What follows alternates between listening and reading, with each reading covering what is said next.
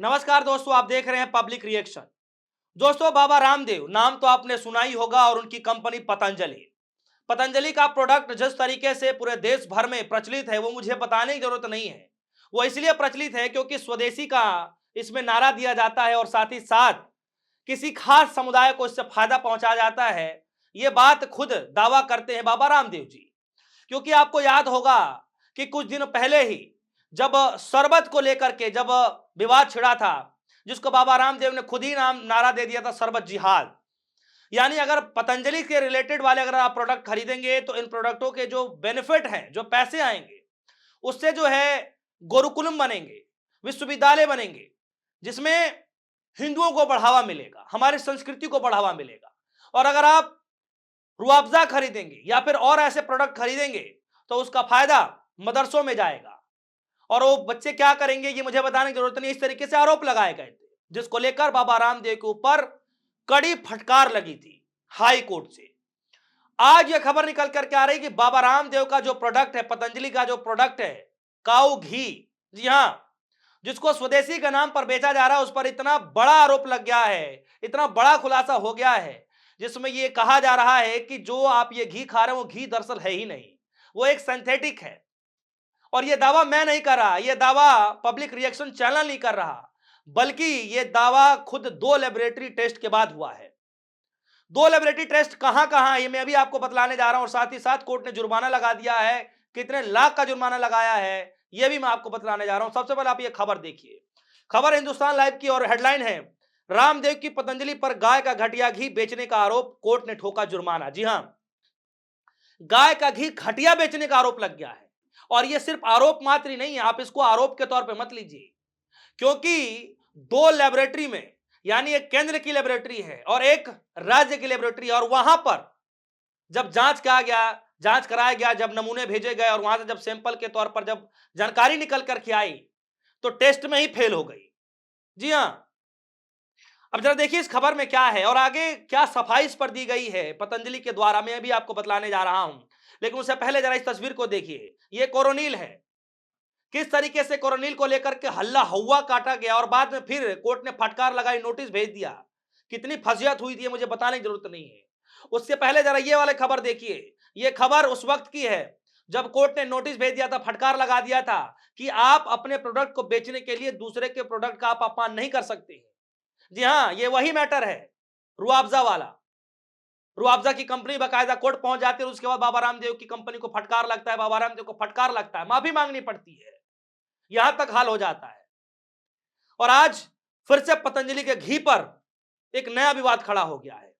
खबरों के अनुसार मैं आपको बता दूं, लिखा गया है, उत्तराखंड के पिथौरागढ़ में पतंजलि घी के सैंपल फेल होने पर अतिरिक्त जिला मजिस्ट्रेट कोर्ट ने पतंजलि घी के निर्माता, वितरक और खुदरा विक्रेताओं पर राज्य और सेंट्रल लैब में घी के सैंपल फेल होने के बाद क्रमशः 1.25 लाख यानी 1,25,000 रुपए का जुर्माना, साथ ही साथ 15,000 रुपए का और जुर्माना लगा दिया गया है। यानी कोर्ट के द्वारा सिर्फ फटकार ही नहीं बल्कि उस पर जुर्माना भी लगा दिया गया। और उसमें यह कहा जा रहा है कि सेंट्रल लैब में और राज्य का जो लैब है उन दोनों लैबों में फेल हो गया है। और आगे देखिए इसमें लिखा गया है, पिथौरागढ़ के सहायक खाद्य सुरक्षा आयुक्त आर.के. शर्मा ने किसी खास न्यूज चैनल से बातचीत करते हुए कहा कि पिथौरागढ़ की अदालत में तीनों के खिलाफ खाद्य सुरक्षा अधिनियम की धारा 46/4 के तहत मामला दर्ज किया गया, जिसने 19 नवंबर को फैसला सुनाया, जिसकी कॉपी आज हमें मिली है। उनके अनुसार यह बताया जा रहा है कि सैंपल एकत्रित किए गए, रुद्रपुर की इसी राज्य खाद्य प्रयोगशाला में भेजे गए जहां सैंपल फेल रहे। उसके बाद 2021 को सितंबर के महीने में केंद्र सरकार की प्रयोगशाला में टेस्ट कराने के लिए अनुरोध किया गया, जहां सैंपल फिर से सन 2022 में फेल घोषित किया गया। राज्य में भी फेल हो गया, सेंटर वाला भी फेल हो गया है। यानी केंद्र की जो जांच वाली जो प्रयोगशाला है वहां भी फेल हो गई और राज्य में जो जांच प्रयोगशाला वहां भी फेल हो जाती है। लेकिन इसके बावजूद भी ये प्रोडक्ट अब तक आप सभी के सामने बेचा जाता रहा है। इतनी बड़ी लापरवाही क्यों? और साफ तौर पर यह कहा जा रहा है कि जो ये आप घी खा रहे हैं वो घी खाने लायक ही नहीं है, ये तो सिंथेटिक है। और किस तरीके से स्वदेशी के नाम पर आपको गुमराह किया जा रहा है। हालांकि बाबा रामदेव की कंपनी ने सफाई दिया है, ठीक उसी तरीके से सफाई दिया है जब रुआवजा वाले फटकार लगी तो सफाई देना पड़ा था, कोरोनिल वाले पे फटकार लगी तो सफाई देना पड़ा था। ठीक उसी तरीके से अब कोर्ट ने जुर्माना लगा दिया है, तो फिर इस पर बाबा रामदेव की कंपनी ने, पतंजलि ने अपने जो है बचाव के लिए सफाई दिया है। सफाई क्या कुछ दिया है ये जरा देखिए। सफाई में ये कहा जा रहा है कि पहला, रफरेल प्रयोगशाला एनएबीएल से गाय के घी के परीक्षण के लिए मान्यता प्राप्त ही नहीं थी, इसलिए वहां किया गया परीक्षण कानूनी दृष्टि से स्वीकार्य ही नहीं है। यह हास्यास्पद है और घोर आपत्तिजनक है कि एक सब स्टैंडर्ड लैब ने पतंजलि के सर्वोत्कृष्ट गाय के घी को सब स्टैंडर्ड बता दिया है। यह बात पतंजलि कंपनी की तरफ से कहा जा रहा है कि जो टेस्ट किए गए वो गाय का सर्वोत्कृष्ट प्रोडक्ट बनाने वाले पतंजलि के गाय को सब स्टैंडर्ड बता रहा है, जबकि खुद ही ये लैब एक सब स्टैंडर्ड लैब है। ये बाबा रामदेव जी बता रहे हैं। मतलब किस लैब को बता रहे हैं सब स्टैंडर्ड लैब? क्या राज्य की जो प्रयोगशाला उसको बता रहे हैं या फिर जो केंद्र की प्रयोगशाला उसको बता रहे हैं? बताइए, पूरे देश भर में कितने सारे सैंपल्स है, यहां से प्रयोगशाला से जांच किया जाता है, उसके बाद उसकी नियुक्ति मतलब उसपे जो है बताया जाता है, उसकी गुणवत्ता तय की जाती है कि खाने लायक है कि नहीं है, कितना खतरनाक है, ये सब चीजें तय की जाती है। और बाबा रामदेव की कंपनी उल्टे अपने ही प्रोडक्ट के बजाय बताने के बजाय दोनों प्रयोगशालाओं पर ही उंगली उठा रहे हैं, सब स्टैंडर्ड बता रहे हैं। आगे चलते हैं।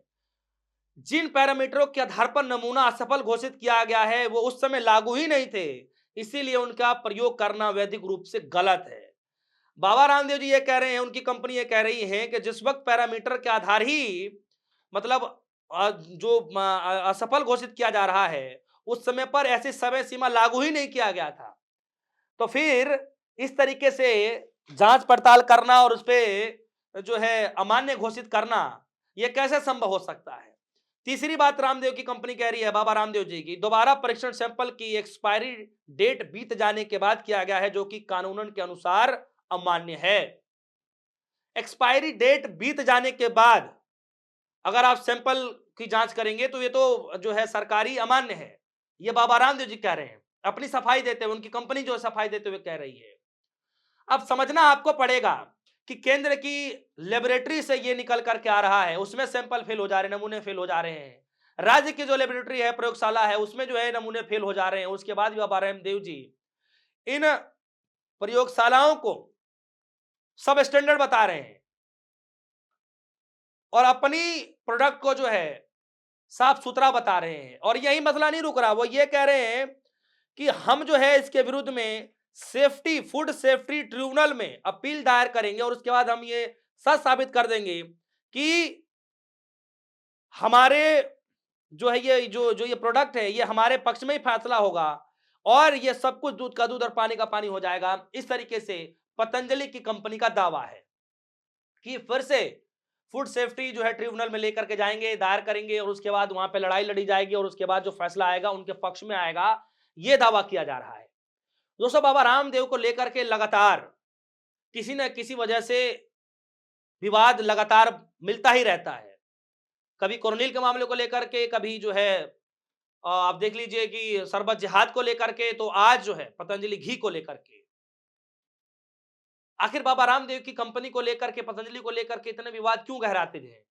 ये अपने आप में बड़ा सवाल है। और क्या सच में जो अब तक खा रहे थे वो पतंजलि का घी नहीं था, वो मात्र एक सिंथेटिक था? और ऐसा था तो क्या केंद्र की सरकार इनकी कंपनी पे कोई बड़ा जुर्माना लगाएगी क्या? कोर्ट ने तो 1.25 लाख का जुर्माना तो लगा ही दिया, लेकिन क्या सच में केंद्र की सरकार कोई कड़ी कार्रवाई करते हुए कंपनी पर इनकी जो गाय काऊ घी के नाम पर जो प्रोडक्ट बनाया जा रहा है स्वदेशी के नाम पर, क्या उसको लेकर के केंद्र सरकार कोई बड़े फटकार लगाएगी, कोई बड़ा निर्णय लेगा? ये अपने आप में बड़ा सवाल है। और अगर ऐसा है तो केंद्र सरकार को लेना चाहिए, और अगर ऐसा नहीं है तो फिर क्या आगे होगा, ये जानना बड़ा दिलचस्प होगा। फिलहाल इस खबर पर आपकी क्या राय है? आप क्या सोचते हैं? क्या आप भी बाबा रामदेव के पतंजलि के प्रोडक्ट को आप इस्तेमाल करते हैं? क्या आप भी काऊ घी इस्तेमाल करते हैं? आपको कैसा फील होता है जब आप खाते हैं? अगर आपके मन में कोई सवाल होगा वीडियो कमेंट सेक्शन में जाएगा, फिर जरूर रखिएगा। फिलहाल के लिए दीजिए इजाजत, देखते रहिए पब्लिक रिएक्शन। धन्यवाद।